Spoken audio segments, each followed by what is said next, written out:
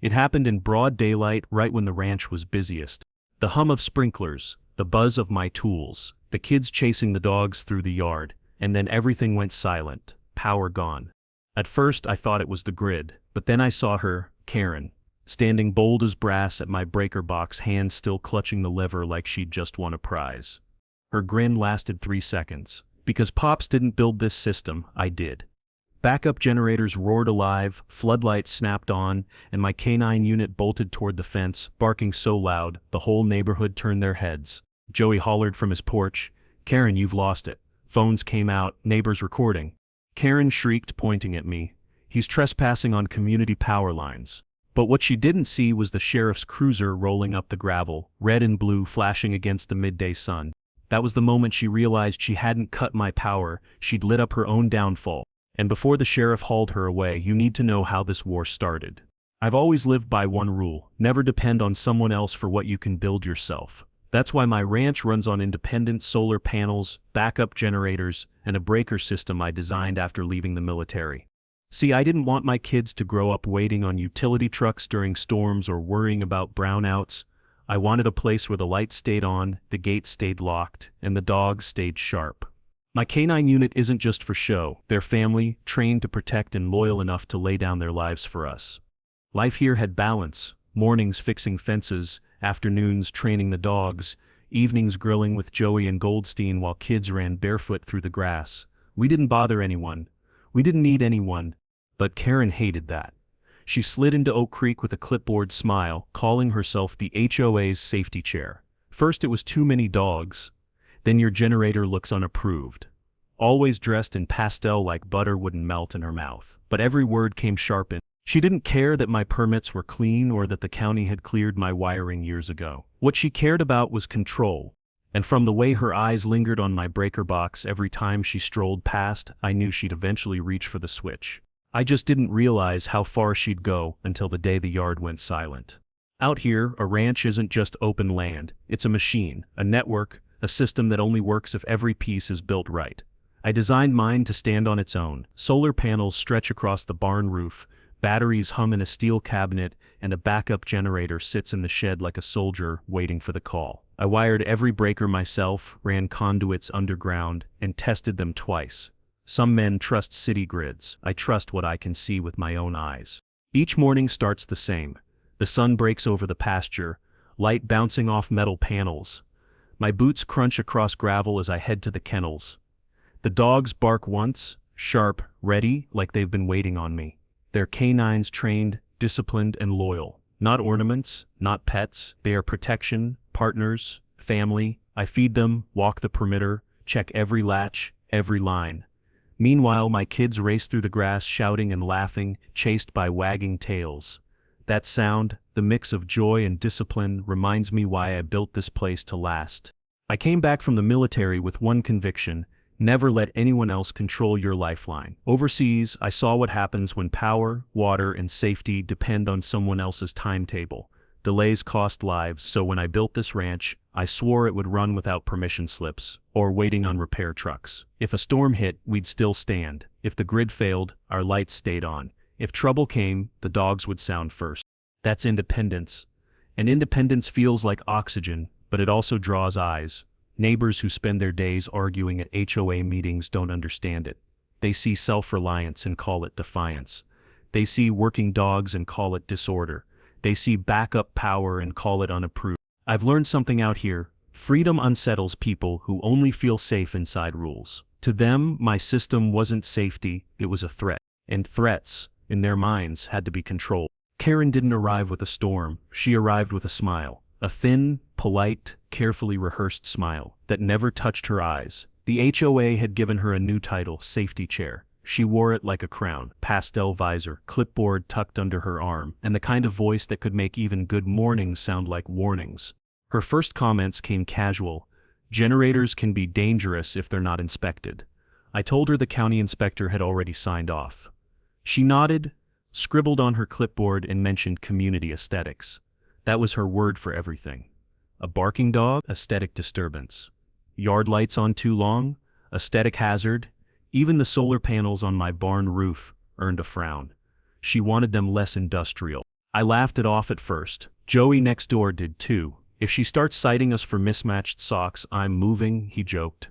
But Goldstein wasn't laughing. He leaned on his cane one evening and said, "Watch her, she plays long games. She'll look friendly until she thinks she owns the ground under your boots." He wasn't wrong. Karen had a way of circling my property like a hawk, her gaze always landing on the same spot, the breaker box. She'd pause just long enough to make me notice, then move along as if nothing had happened, but I could feel it.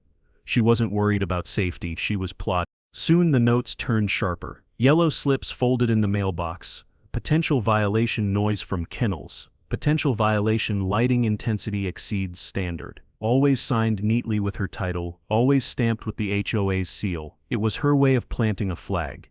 Neighbors split quickly. Some chuckled, brushing her off. Others frowned, uneasy about crossing her. That's how she worked. Divide, pressure, control. And every time she walked away, I saw her glance back at my shed, at the humming power system she couldn't touch. Not yet. I told myself she was harmless, but deep down, I knew better. Because people like Karen don't stop at notes. They escalate. The yellow notes didn't stay yellow for long. Soon they came in white envelopes, official letterhead across the top, stamped with the HOA seal like it was some kind of badge. The first one read, "Violation, unapproved kennel expansion." I shook my head. The kennels had stood for years, built to county code, cleared by animal control. Still they wanted $500. The second letter came 2 days later. Violation, non-compliant wiring hazard. They claimed my generator setup wasn't harmonious with community standards. I pulled out the signed permit from the county inspector, dated and sealed. It didn't matter. The envelope demanded payment. I met Karen on the road a week later. She was in her golf cart, roses printed on her blouse, clipboard resting in the passenger seat. She waved, stopped, and leaned toward me. "Community standards always come first," she said sweetly. I stared at her and replied, "Community doesn't override the law." Her smile thinned, like a crack running through porcelain. "We'll see," she whispered before rolling away. The letters kept coming. Citations for lighting, for noise, even for improper lawn edging. Each one more ridiculous than the last. I started logging them in a binder: date, time, violation code, and the permit or proof showing they were false. I wasn't paying fines for lie. I was building a record. Neighbors began to notice the pattern. Joey waved one of his own envelopes and said, "She's citing me for having a grill too close to the fence." "What's next?" "Breathing too loud." He laughed, but Goldstein didn't. He just muttered, "This isn't about grills or kennels. It's about control." And I knew he was right. The fines weren't meant to collect money. They were meant to grind me down, to make me bend, to prove that the HOA's reach extended even to my shed, my wires, my power. I looked at the breaker box one evening, humming steady in the sun, and realized that's what she wanted most. Not the dogs, not the yard. She wanted the switch. And I knew she wouldn't stop until she had her hand on it. The first envelope looked harmless. A plain sheet slipped into my mailbox, stamped with the HOA seal like it was gospel. Violation, unauthorized generator noise. I almost laughed. My generator ran quieter than a lawnmower, tuned every month, cleared by the county, but the letter didn't ask questions, it demanded payment. The second arrived 2 days later. Violation, excessive canine activity. My dogs barked when strangers hovered near the fence. That was their job. Still, Karen had framed it as a nuisance to community tranquility. By the end of the week, 3 more letters stacked on the table. Violation, unsightly solar panels. Violation, non-standard floodlights. Violation, improper yard equipment storage. Every single one targeted the backbone of my independence, the very systems that kept us self-reliant. I could see the strategy plain as day. Karen wasn't finding me for grass or paint. She was striking at the power lines, the kennels, the lights, every blow aimed at the tools that kept my family from depending on anyone else, especially her. Most people fold under a paper storm, write a check, hang their head, hope the thunder moves on, but I'd spent too many years under real storms to bend in front of paper. I pulled out a binder and logged everything: date, time, alleged violation, proof against it, photos of the generator's inspection tag, county permits, even video of the dogs behaving until someone lingered too long at the fence. Karen thought she was burying me in paper. What she didn't know was that every page only made my case stronger. Karen didn't just aim her arrows at me. She spread them wide, peppering the whole neighborhood with citations until folks couldn't tell who was safe anymore. Joey was first. He waved his envelope at me, like it was a joke. Violation, improper barbecue placement. He laughed, said, guess ribs are a threat to national security now. But the laugh didn't quite reach his eyes. Goldstein got one next. Violation, overgrown shrubbery. The man's garden was trimmed to the inch, roses squared off like a soldier's haircut. Still, Karen's letter told him to comply within 10 days or face fines. Then came the newsletter, a glossy page slipped under every door, with neat bullet points about ongoing safety concerns. No names were mentioned, but the wording was clear: improper use of generators, aggressive canine disturbances, unsightly solar equipment. Everyone knew who she meant. It worked. Some neighbors pulled away, embarrassed to be seen talking with me. Others started whispering, wondering if I really was breaking rules. That's how she operated: divide the herd, isolate the target, make the strong look reckless until the crowd sides with the shepherd. But not everyone bought it, Joey muttered. This ain't about barbecue, man, she's circling you. Goldstein said nothing, just tapped his cane against my gravel driveway like a warning drum. The message was clear: Karen wasn't building a case, she was building pressure, using fear, paper and whispers to box me in. And as the weight shifted across Oak Creek, I realized she wasn't trying to scare all of us. She was trying to make me stand alone. The newsletter wasn't the end, it was the opening shot of a whisper war. At the school drop-off line, I caught the looks, parents leaning into each other, their voices low. My son climbed into the truck, shoulders hunched, clutching his backpack like a shield. He didn't have to say anything. I knew. That evening at dinner, he finally asked, "Dad, are the dogs dangerous?" Mrs. Whitfield told her kid they bite people. My jaw tightened. Those dogs had been raised around him since diapers. They were guardians, not threats. But Karen's rumor had done its work. The HOA's next newsletter didn't bother with subtlety. Certain residents continue unsafe practices despite repeated notices. They listed generator hazards, canine disturbances, electrical non-compliance. No name, but every neighbor could connect the dots. At the grocery store, I overheard two women whisper, "That rancher always thinks rules don't apply." My daughter tugged at my sleeve, eyes wide. Why are they talking about us? It burned. Not because of the gossip, but because my kids thought they'd done something wrong. I knelt and told them the truth.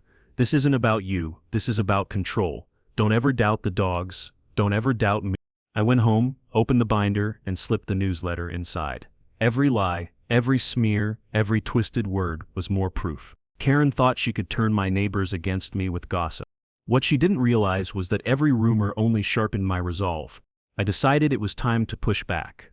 Binder in hand, I drove to a lawyer's office downtown. His shelves were stacked with case files, the kind of man who lived in paperwork. I laid out the letters, the photos, the permits. He flipped through them, frowning deeper with every page. Finally, he set the binder down. "You've got proof," he said, "but not leverage. HOA boards thrive on bluff. Unless you can show a clear violation of statute, judges treat this like neighborhood squabbling. It'll cost you 10 grand just to file, maybe more to fight." 10 grand. That wasn't just money. It was months of sweat, feed, fuel. Money meant for my kids, my dogs, my ranch. Not for a courtroom gamble. I left his office with the binder under my arm and Karen's smirk echoing in my head. The very next week, I brought the same binder to the HOA meeting. Karen presided at the front, visor gleaming, board members lined up like her personal jury. I asked for the floor, opened the binder, and presented my permits. County inspection tags, photos of compliant wiring, videos proving the dogs barked only when strangers loitered. Karen barely glanced. "Community standards exceed county minimums," she said sweetly. The board nodded along, eyes glazed. One even yawned. That's when it hit me. Facts weren't the weapon here. Not yet. Karen ruled through paper, pressure, and performance. If I wanted to win, I needed more than proof. I needed undeniable evidence. It started small, almost easy to dismiss. One morning I found the latch on the kennel hanging open. My heart slammed as I counted heads. All the dogs were there, pacing the yard, hackles up, but the lock had been tampered with. I knew because I'd built that latch myself. It didn't just fall open. Someone had pulled it, forced it, left it hanging like a warning. The neighbors claimed they hadn't seen anything, but Joey said he heard voices near the fence around midnight. Goldstein just shook his head. "She's testing how far she can push," he muttered. The next night, floodlights flared after the motion sensor caught shadows. By the time I reached the porch, whoever it was had slipped away. The dogs barked until their throats rattled. circling the yard like soldiers on patrol. Karen, of course, played innocent. When I brought it up at the next meeting, she gasped theatrically. "Oh, how frightening. Perhaps your dogs are restless because they're overstimulated." The smirk behind her visor said it all. That's when I stopped doubting and started documenting. I added a new section to the binder. Tampering incidents. I wired extra cameras, positioned floodlights tighter, and double-chained the kennels. Every bark, every flicker, every shadow, I logged it. Because if they wanted a war fought in the dark, I'd make sure the light caught every move, and one day soon, the evidence would show exactly who was pulling the latchet. The next move didn't come in envelopes, it came in whispers.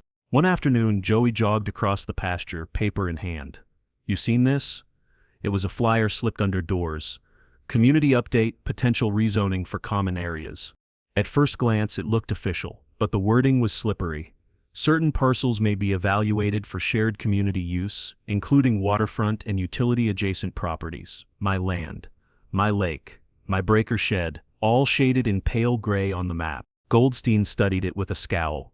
"This isn't county work. County notices carry seals. This is theater." He was right. I drove down to the records office, binder in hand, and confirmed it. No rezoning applications, no filings, nothing but the usual permits on record. Karen had cooked this up with the board, hoping gossip would do what citations couldn't make. My neighbors believed the ranch wasn't really mine to control. It worked better than I wanted to admit. At the market, two men debated whether my land was shared. At the cafe, someone asked if my generator was actually allowed. The seed had been planted. I logged the flyer, added it to the binder, and told my kids, "Don't believe anything unless you see the county seal." But even as I said it, I knew the damage was done. Karen wasn't just coming after my power. She was trying to redraw the map beneath my boots. It was late afternoon when the dogs started barking like mad, noses pressed to the fence line. I grabbed my hat, walked out, and froze. A work crew in neon vests was digging near the creek that ran along my pasture. Backhoes hissed, shovels clanged, water trickled where it shouldn't. One man waved a clipboard. HOA safety project. Just drainage work. But I knew better. That creek was natural irrigation for my lower field. By shifting it a few yards, they were flooding my soil and draining the pasture into a muddy mess. The dogs growled low, pacing the fence, sensing the trespass as clear as I did. I confronted them. "You got county permits for this?" Blank stares. One finally muttered, "Orders from the HOA board." Then they packed up faster than they'd set up, leaving trenches behind. That evening, water pooled ankle-deep in places that had stayed dry for years. I snapped photos, filmed the runoff, logged the date and time in the binder. Joey came by shaking his head. "Drainage? More like sabotage." Goldstein tapped his cane hard on the ground. "She's testing how much destruction you'll take before you swing back." He was right. The paper war had turned into ground war. Karen wasn't satisfied with fines or rumors anymore. Now she was cutting into the land itself. By now my binder was heavy enough to snap a table leg.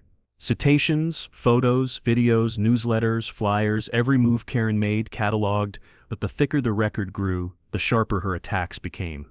A new notice arrived, potential lien for unpaid violations. She knew I hadn't paid a cent, and she wanted blood.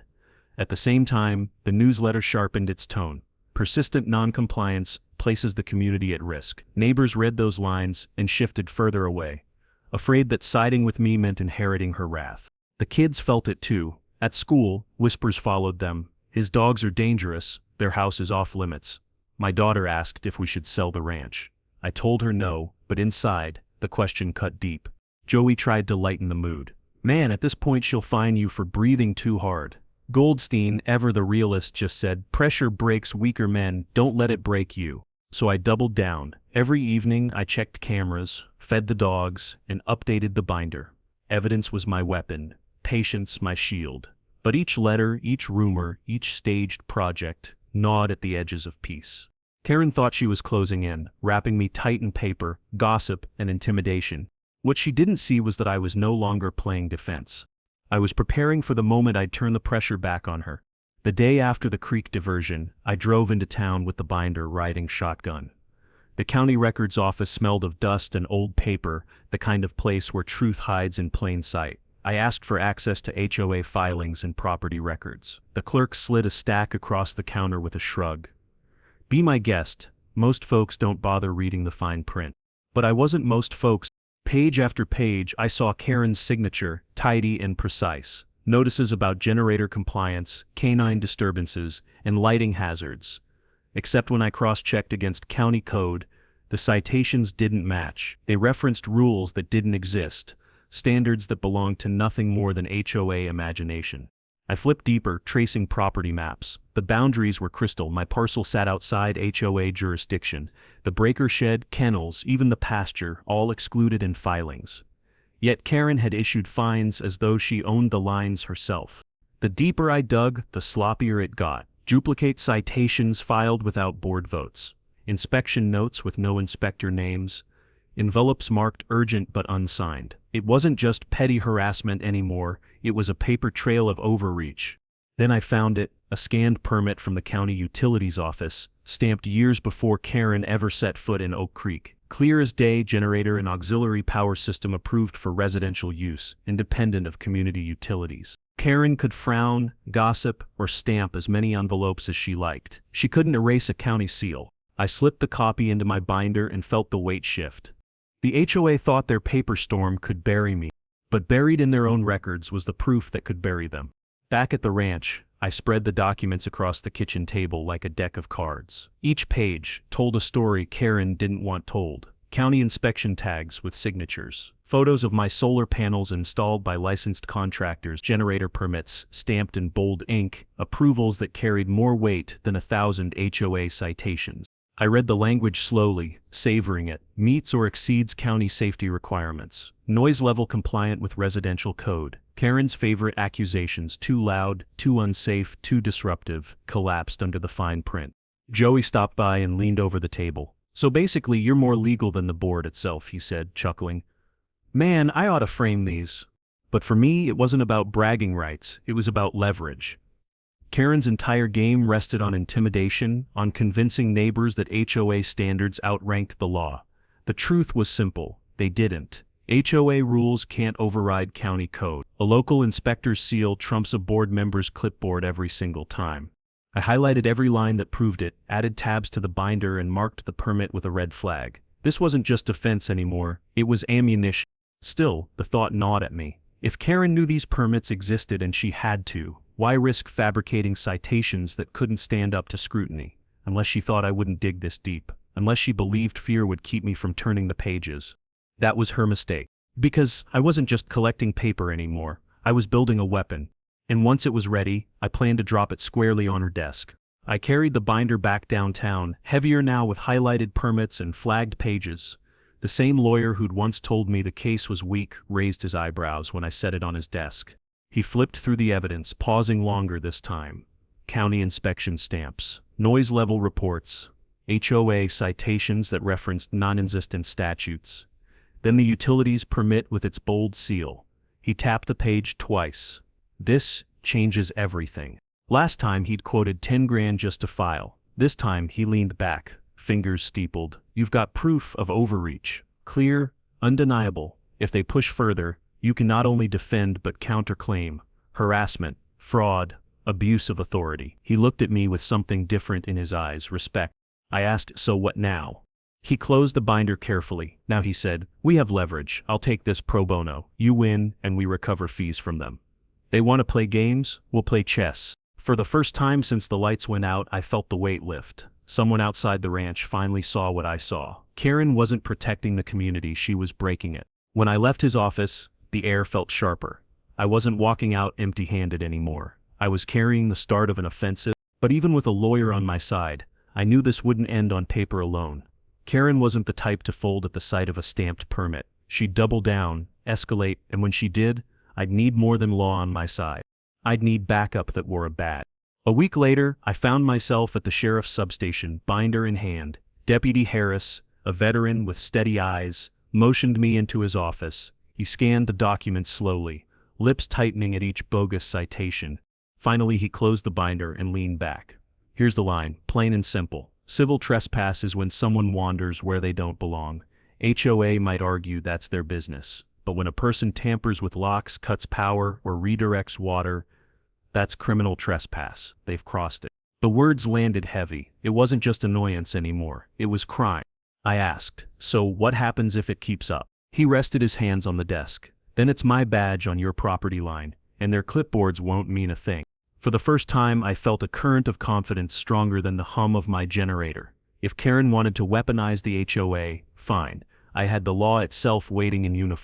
As I stood to leave, Harris gave me one more look. Document everything, keep your dogs close, and don't confront them alone. People like this, they don't back down easy. But sooner or later, the evidence speaks louder than their noise. I nodded. The binder under my arm felt less like paper and more like armor. Karen thought she held all the power, but the badge had drawn a boundary she couldn't erase. The binder was strong enough for county fights, but I wanted something bigger, so I made a call to the State Utilities Commission. A week later, I sat across from a field officer in a plain shirt, badge clipped to his belt, paperwork stacked between us. He listened patiently as I laid out Karen's citations. When I showed him the permit stamped years ago, he smiled faintly. Let me make this clear, an HOA has no authority over your power system. Zero. County approval is final. State law is clear. Federal guidelines even clearer. Private generators and solar panels that meet inspection are beyond HOA reach. I asked, then what about the fines they've been issuing? His smile disappeared. If they're billing for compliance that doesn't exist, that's misrepresentation, could be fraud, could expose them to investigation. The words carried more weight than any fine Karen could dream up. Later, I got a follow-up call from an EPA contact. He confirmed the same thing. Clean power systems, once permitted, are untouchable. HOA newsletters might sway neighbors, but the law itself stood on my side like bedrock. I hung up, staring at the phone. For weeks Karen had acted like Queen of Oak Creek, waving clipboards like they were law. Now I had proof they were nothing but props. I slipped the new letters into my binder, added tabs, and wrote one line in bold. Federal trumps. Karen had been playing on a local stage, but she'd stepped into a fight that stretched beyond her visor and golf cart. And soon enough, she was going to find out how small her kingdom really was. The next crack in Karen's fortress came from an unexpected corner: insurance records. Goldstein stopped me on the lane one morning, envelope in hand. You ought to see this, he said. Inside was a billing statement from the HOA, line item marked Community Power Maintenance Fee. My brow tightened. There was no community power system. Every home was tied to the county grid, or in my case, my own setup. What exactly had we been paying for? I compared Goldstein's bill with Joey's, same line item, same monthly charge. Then I pulled my own past invoices. Buried deep in the fine print, it was there too. Year after year, Karen's board had slipped maintenance charges into dues. Quiet theft dressed up as official fees. I called the insurer directly, asked what community power maintenance even meant. The agent laughed. We don't insure HOA utilities in your subdivision. Never have. Must be internal bookkeeping. Internal bookkeeping. That was a polite way of saying fraud. That night, Joey paced my porch, waving his invoice. So all this time we've been paying her for wires that don't even exist? Man, I want a refund with interest. I added every invoice to the binder, tabbed and labeled. Karen's empire was cracking. This wasn't about me anymore. She had bled the whole neighborhood, pocketing fees that had no legal ground. I stared at the growing pile of proof. Karen thought she was squeezing me, but now I held evidence that could squeeze her entire board until it broke. By now the binder had grown from a few pages into a monster. I cleared a whole shelf in the study just to keep it upright. Each tab told a chapter: bogus fines, tampered kennels, drainage sabotage, rezoning flyers, insurance fraud, proof layered on proof until the spine groaned. Every evening after chores, I sat at the kitchen table, dogs stretched across the floor, kids doing homework nearby.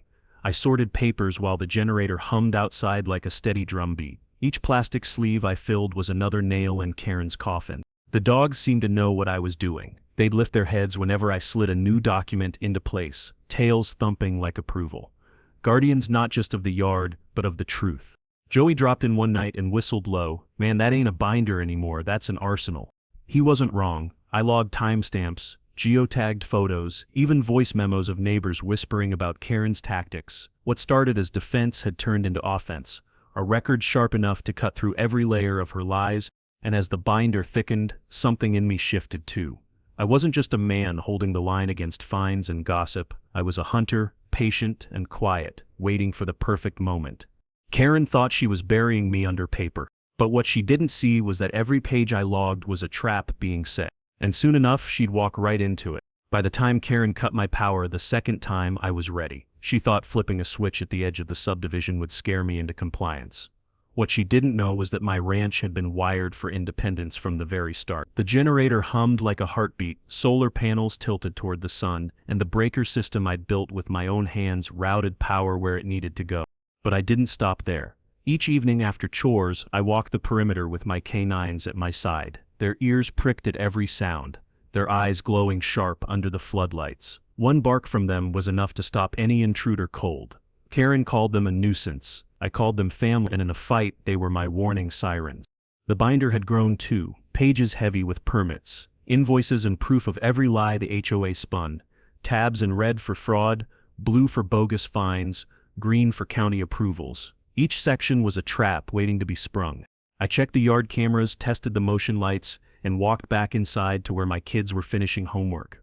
Independence wasn't just about keeping the lights on. It was about making sure no clipboard queen could ever bully my family again. Still, I knew Karen. When her fines failed, when her gossip stalled, she'd escalate. Desperation makes people sloppy, and I was counting on it. I looked at the dogs lying near the door, muscles coiled even in sleep. If they come again, I muttered, we'll light up the yard so bright they'll wish they never tried. Karen's next move wasn't subtle. A week after the blackout stunt, I got a knock at the door. A manila envelope, stamped and official-looking, sat on my porch. Inside was a restraining order, filed against me of all people. Her claims were laughable: unsafe generator system endangering neighbors, aggressive dogs posing a community threat, and my personal favorite, unauthorized floodlights creating nuisance conditions. She had wrapped every gripe she could think of into one neat packet and marched it down to the courthouse like she owned the place. For a moment, I almost admired her creativity. Almost. The hearing didn't last long.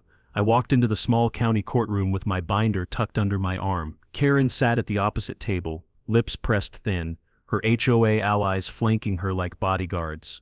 She presented her stack of citations, waving them like holy scripture. When it was my turn, I handed the judge my permits, county inspection approvals, and the EPA letter confirming my setup was fully compliant. The judge barely glanced at Karen before shaking his head. "This restraining order is without merit," he said flatly. "Dismissed." Karen's face reddened, her voice climbing an octave. "But Your Honor, his dogs—" "Ma'am," the judge interrupted. "Dogs on private property are not an HOA matter, nor illegally inspected generators. Court finds no standing." He banged the gavel. Case closed. I didn't gloat. I didn't need to. The look on her face was enough. She stormed out of that courtroom, heels clicking like gunfire, whispering furiously to the board members trailing her. I walked out lighter, binder still heavy in my hands. That day proved what I'd suspected all along. Karen wasn't fighting from strength anymore. She was fighting from fear, and fear always leads to desperate mistakes. Karen wasn't done. A few days after losing in court, I spotted two men cruising past my ranch in a white SUV. They wore matching polo shirts with shiny badges stitched on the chest, Community Compliance Division. It was a costume, nothing more. They parked near the edge of my property and stepped out like they owned the road. Clipboard in one hand, walkie-talkie in the other. They circled the fence, pointing at the floodlights, scribbling notes. One of them even snapped a photo of my dogs pacing along the gate, tails stiff, ears forward. Joey rolled up on his tractor and killed the engine. "What's this circus supposed to be?" he called out, voice dripping with sarcasm. "Routine safety check," one of the men replied. I walked down the drive with the binder under my arm. "You don't have authority here," I said plainly. Before they could answer, Deputy Harris pulled up in his cruiser. He stepped out slow, hand resting on his belt. "Afternoon, gentlemen. Got a license to conduct inspections." The men froze. One muttered something about authorized by the board. Harris chuckled. "The board's not the law. This is private property. Unless you're county or state inspectors, you've got no business here." They shuffled back to their SUV, faces pale. Cameras on my fence caught every second, their fake uniforms, their retreat. Karen thought intimidation would break me. Instead, it was breaking her credibility. When the fake security stunt fizzled, Karen changed tactics. This time, she didn't send men in polos. She sent headlines. One morning, the local paper ran a story. "Veteran with attack dogs defies HOA." The article painted me as unstable, paranoid, and dangerous. It claimed my canines terrorized neighbors and my floodlights blinded children walking home from school. I knew exactly who fed them the story. The byline quoted sources close to the HOA board. That was Karen's language, if I'd ever heard it. The smear reached my porch before I did. Neighbors eyed me differently that morning, their whispers carrying just far enough to sting. For Karen, it was the perfect weapon, turn the community against me. So when the reporter showed up at my gate, mic in hand, cameraman rolling, I didn't slam the door. I smiled, binder in hand. Since you're here, I said, let's fact check. I laid the permits across the fence rail, county seals shining in daylight, generator approvals, noise compliance reports, insurance fraud invoices. The cameraman leaned in, lens zooming on the stamps. This is all public record, I said calmly. And here's what your article didn't mention. Fraudulent fees the HOA's been billing everyone for years. The reporter's expression shifted from smug to cautious. They came for a scandal, and I handed them one, but it wasn't mine. The next edition ran with a very different headline, HOA under fire for bogus citations. Karen had meant to bury me with ink. Instead, she buried herself.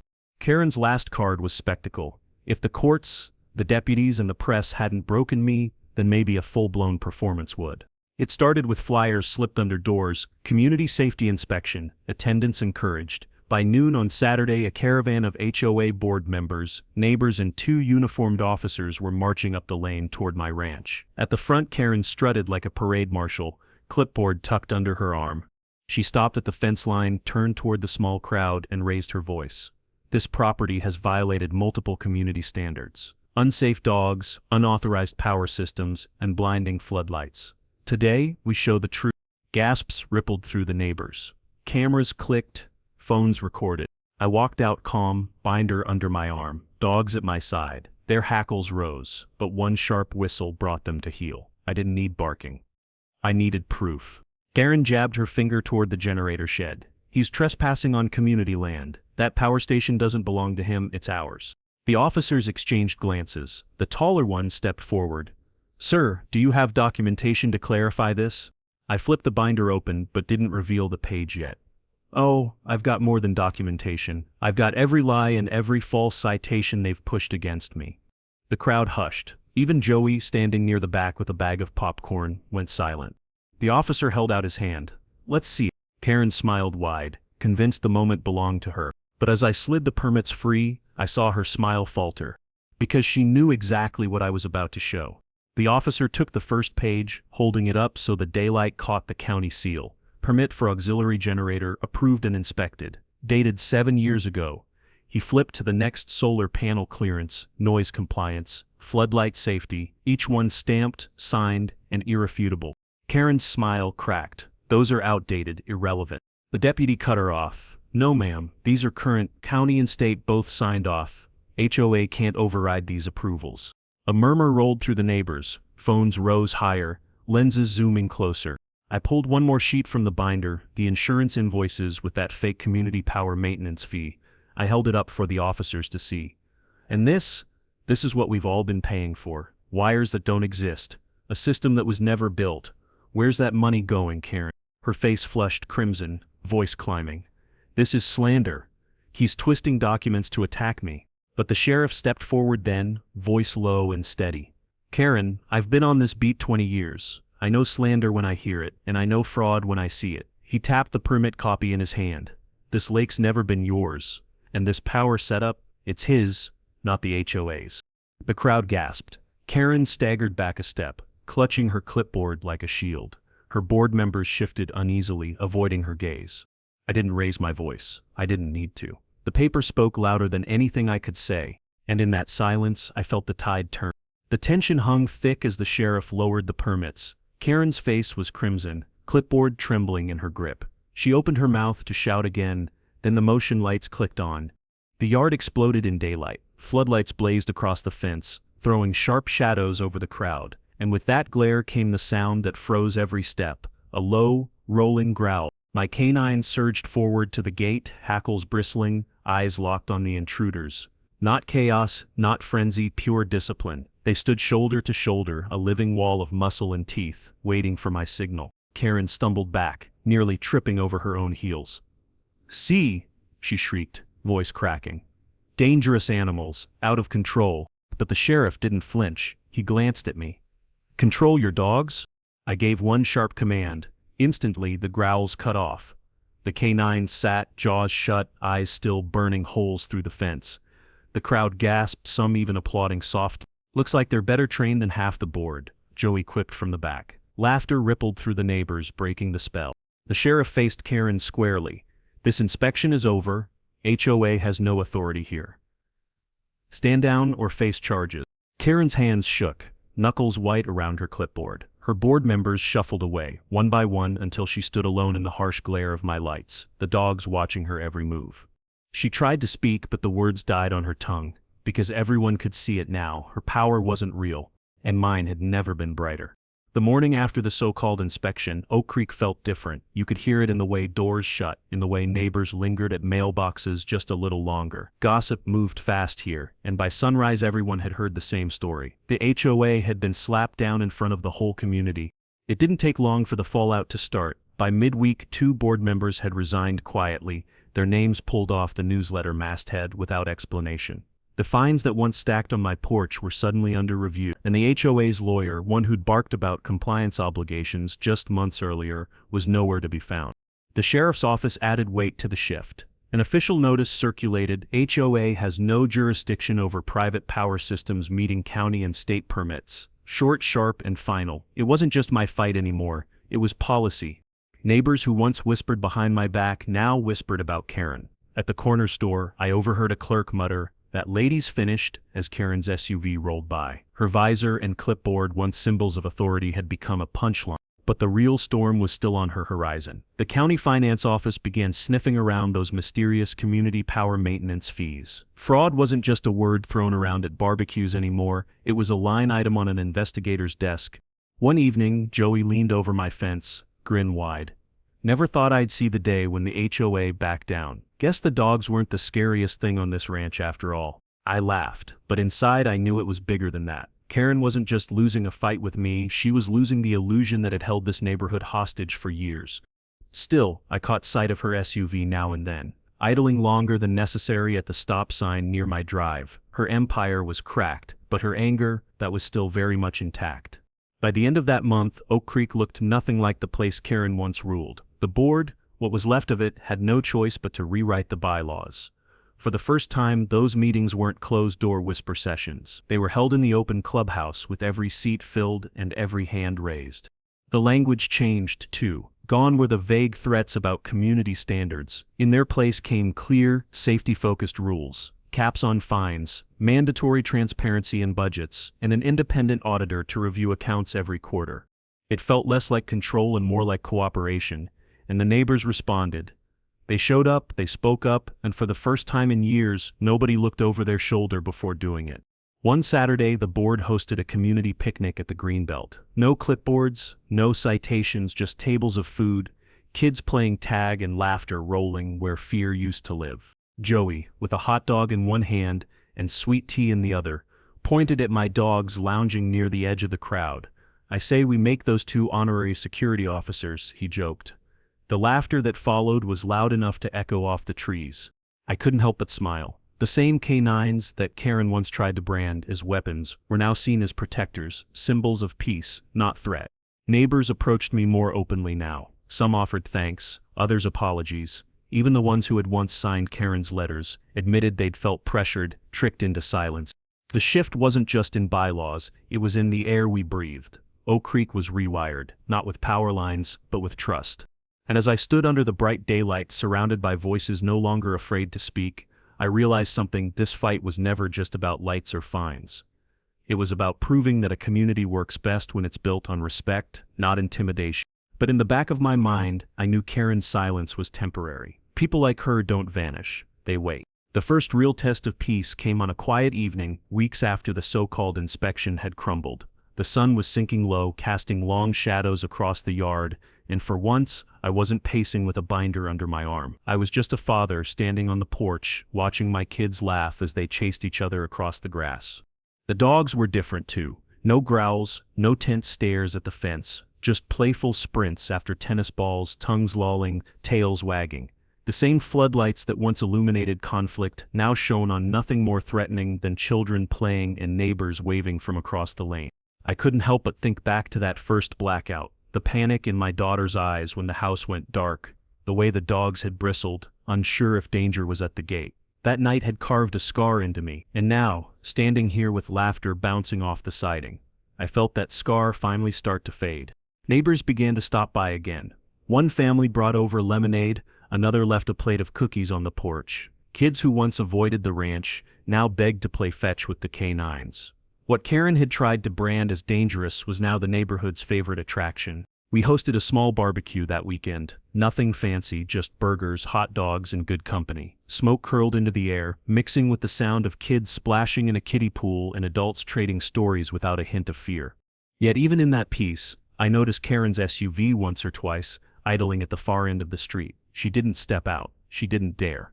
But her presence was a shadow, a reminder that some people can't stand seeing others free. Still, for that night, Oak Creek was ours again. Safe, alive, whole. In the weeks that followed, I decided the binder didn't belong on the kitchen table anymore. It had done its job and now it deserved a place of honor. I locked it into a fireproof safe in the ranch office, tabs and pages intact.